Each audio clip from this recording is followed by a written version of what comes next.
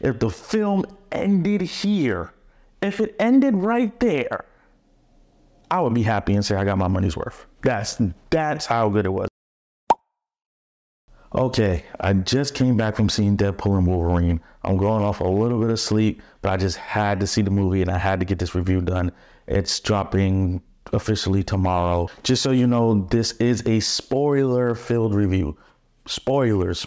If you did not see the film yet, go see it, save this video, come back, watch it, because I'm going full in with the spoilers and everything that I thought. That's your warning. Let's go. Okay, the opening sequence of this film, I was not impressed. Not impressed at all. It was kind of just gratuitous to me. I know this is Deadpool, but like I said, spoilers, the digging up of Logan from the Logan films, bones, and using them as weapons. I know it sounds cool on paper, I guess, and it's a very Deadpool thing to do, but it just came off too hard and strong for me in the beginning, and I thought it was gonna set the tone for the rest of the film, and I didn't really enjoy it like that. The humor was extremely crude, just to show that it's rated R. I don't know, I didn't really take to it. The Logan movie was like an emotional movie to me, and it's kind of like just took a crap on it, but I think that's what they were going for. Let's just say opening scene didn't have me.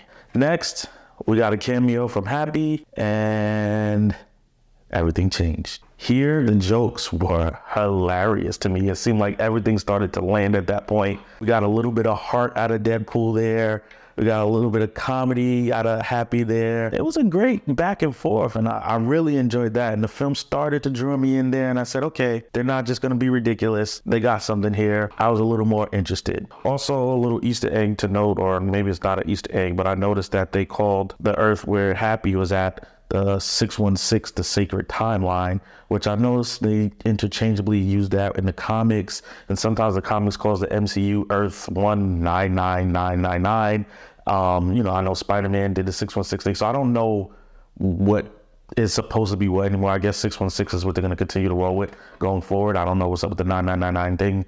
I don't know. That's just something that I noticed, and I seen going back and forth with the comics and the movie. So if you know anything about that, let me know. Basically, 6 years have passed. Wade is a used car salesman of all things with the funny toupee that he thinks no one notices as a toupee. He gives up on being an Avenger because Happy tells him he's not going to be an Avenger. The TVA comes for him, and this is where the movie really gets rolling. He meets Mr. Paradox, who's like the first villain character we kind of see in the film. So I think he served a purpose. He's a rogue TVA agent with some TVA agents following him apparently, and he kind of gives some exposition of what's going on, tells his story about how Deadpool's universe is withering away. I wasn't 100% sure why he wanted Deadpool saved from that universe. Maybe I missed it somewhere. I kind of got lost as the film went on as something not too important, but anyway, this prompts Deadpool to go look for a new Wolverine. And this part was amazing. The Wolverine cameos, the short Wolverine, the Age of Apocalypse Wolverine, the older looking Wolverine, the brown suit. The brown suit was cool to see him in a brown suit with another little cameo of the Hulk in there. A little bit. They could have did more, but I understand why they didn't. Then we got out. Oh man, this is probably my third favorite cameo. I don't even know. There's so many good ones.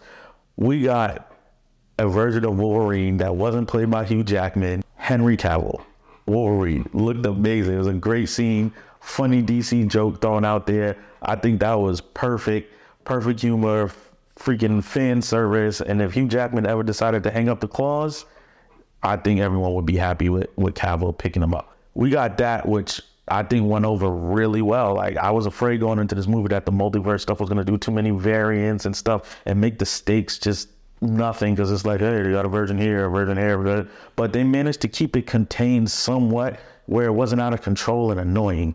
But there are some more multiversal things going on here.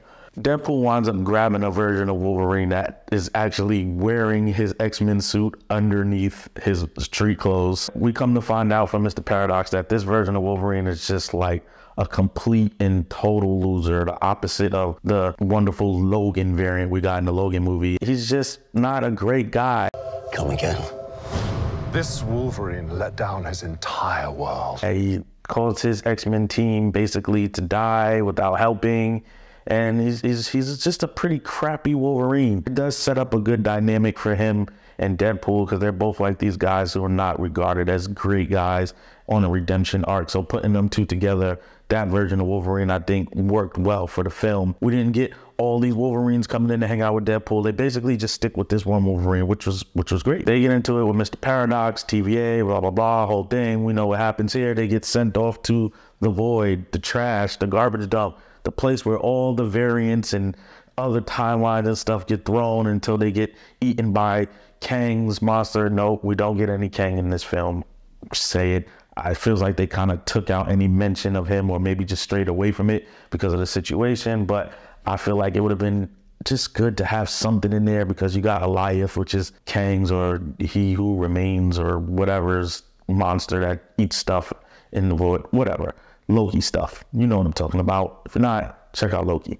But anyway, when you get into the void, they are gearing up for one of what I think is the greatest fight scenes we have seen in a while, if not ever, but definitely in a while. Rated R, for sure, hands down. This is what we've been looking for. This is what we've seen in the comics. This is what we see in the video games. This is what we see in the cartoons. This is what we see in fan-made things that we wish we could see in the theaters with a real budget. This fight with Wolverine and Deadpool is so amazing. I think it gives you everything that you could possibly want. If the film ended here, if it ended right there, I would be happy and say I got my money's worth. That's how good it was. It was so good. I was just like, this must be the peak of the film. Like, we already reached it. We already reached the peak of the film. That fast. That's it. They're giving us this now. There's nothing they can do, right? Wrong. Okay, let's get to the next cameo. None other than Chris Evans, Captain America. I didn't know any spoilers. I don't know if this is a thing that was out before, if it was teased. I didn't see anything in the trailers about it. I was just so shocked. Holy crap. There you got Captain America. And he wasn't just a walkthrough. He has dialogue. He's talking. Is he going to be a part of this movie? Yes, he is. He's going to be a part of this movie.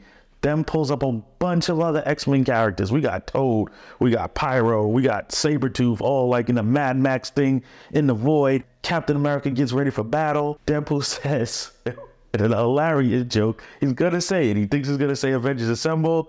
And what does he do? He says, flame on. It's not Captain America. It's Johnny freaking Storm from the Fantastic Four. This took me over the top. I was already up there from the fight. This took me over the top. I mean, now I know that this film is serious. This is not just gratuitous nonsense. These are not just slapstick jokes. This is actually a plan. These are witty, well thought out, deep planned cameos and jokes that are just working so well at this point. Seeing Chris Evans as Johnny Storm in this film, just it took me.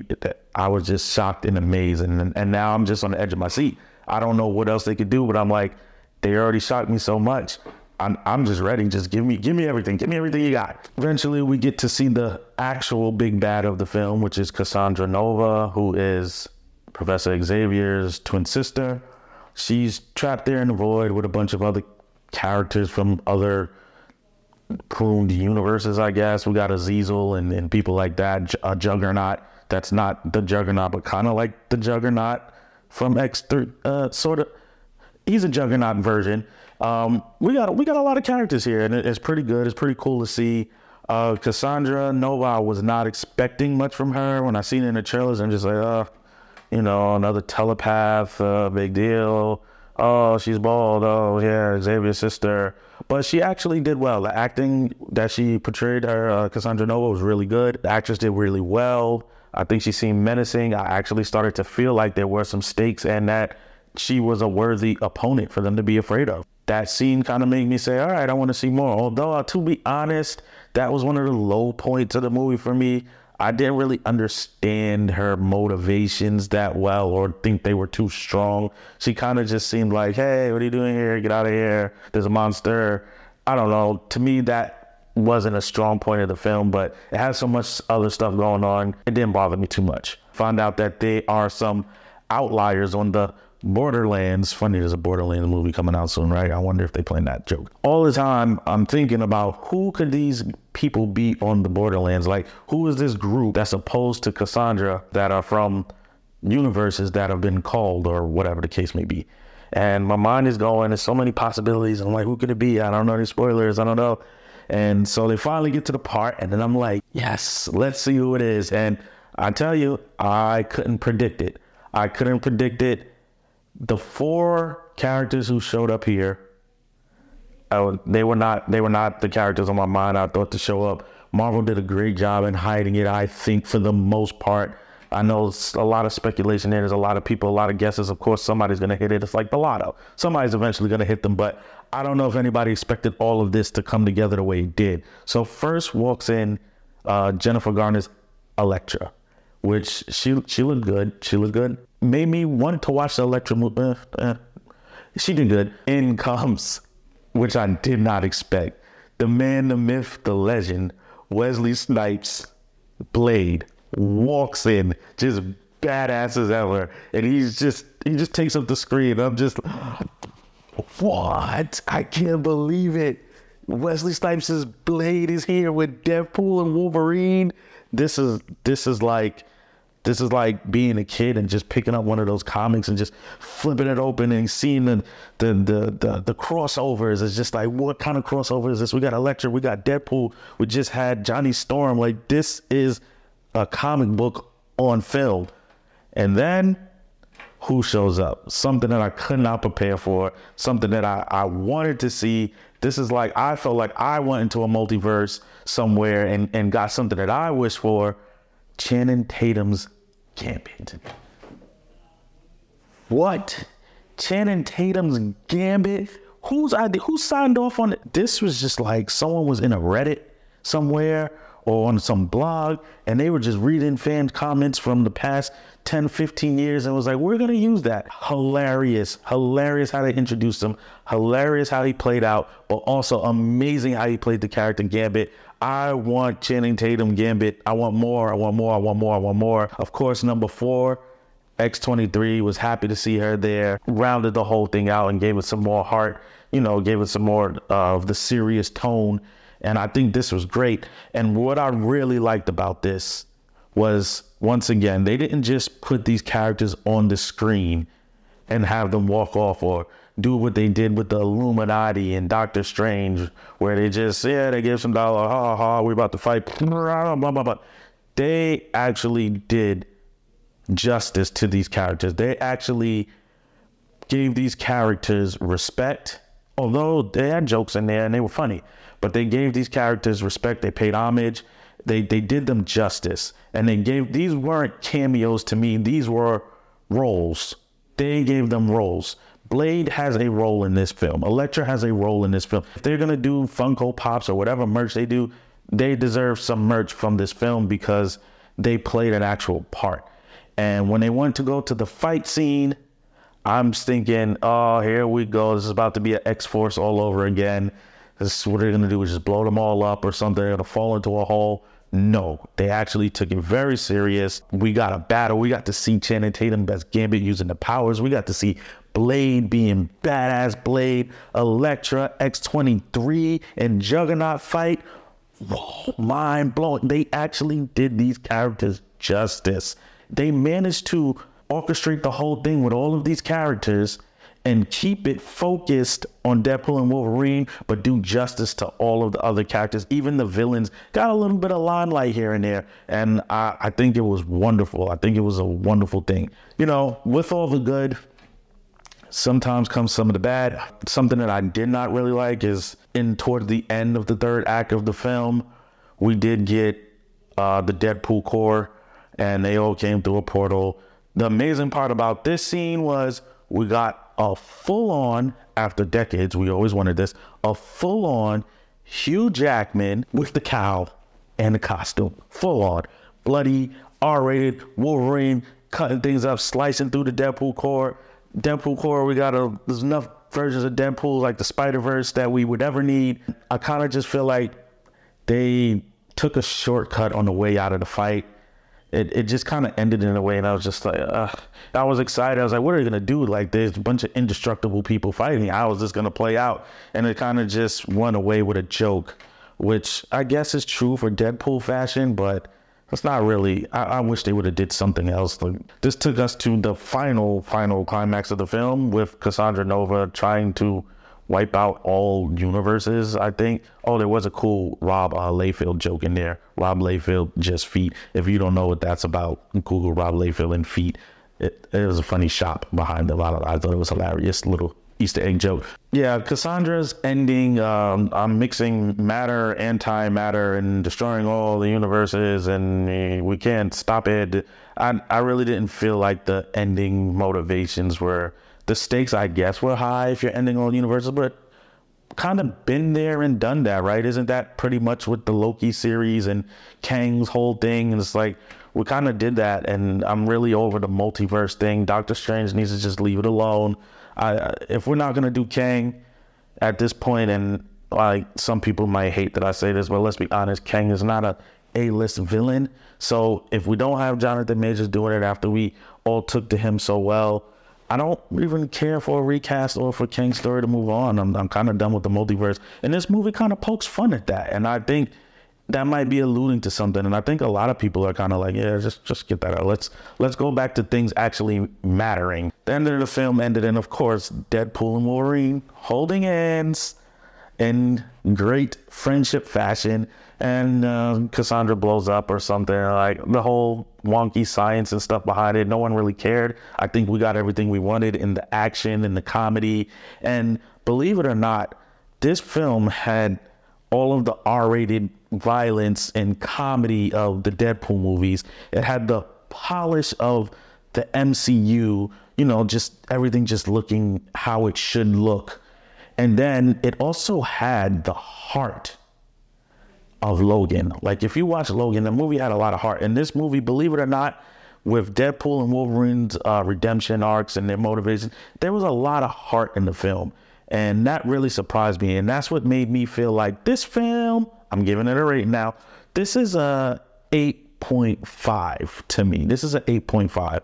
And I would have made it a 9, but I had to take away a little for the Deadpool core scene. And just all of the antagonists in the film, they didn't really feel well fleshed out. I know Cassandra had some stuff going on, and they tried to develop her character the best they could. I guess in the runtime, this movie was like, what, 2 hours and 7 minutes, I think it was.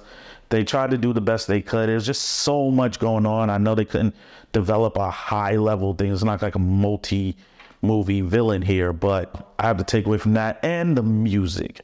While they used good music that may have been good music for you to listen to at times, sometimes the music just didn't fit with some of the scenes. I don't know what they were thinking there, but overall, it's a solid 8.5. The acting was great. The action was freaking amazing. This action, like, I don't know how you can ever do Wolverine or Deadpool not rated R at this point. The action, the fight scenes were just there. Where do they go from here? I don't really know. This kind of felt like a refresh. It felt like an ending cap for the Fox universe, and a very well ending cap. Like, they gave them a great send off. I think this was a perfect way to say, hey, you guys, it was kind of funny. You guys made a lot of missteps, but there were some great things that came out of it that everyone will love for generations. And we're going to honor that while making fun of you at the same time. But we're going to honor that. So I think it was a great send off. And I think it was a great restart for the MCU. And I hope the MCU goes from here and just gets things back together. This multiverse thing, I don't really know. I just hope we'll see what happens. I know SDCC is right here, so might be eating my words soon. They might be surrounded, hey, we got new Kang or new whatever. But I think this was great. I guess you can kind of compare it to Spider-Man, which they brought back some characters and they kind of did that with Sony, and a little bit of service there. But I feel like this movie handled everything much better, but they also had a lot more to work with the Fox properties. What do you guys think, man? How did you feel about the film? What rating would you give it out of a 10? Where do you think it goes from here? I hope we see Gambit again, really. They never really established if he died or not. And it kind of said he lived, but they kind of didn't confirm. So I guess they're leaving it open for reasons, him, Blade, and Elektra, but we'll see. I hope we get more of them. And I'm looking forward to what comes next. That's my review, man. Just Dale and Deadpool Wolverine. Go watch it again, I guess. I hope you watched it if you watched this because of the spoilers.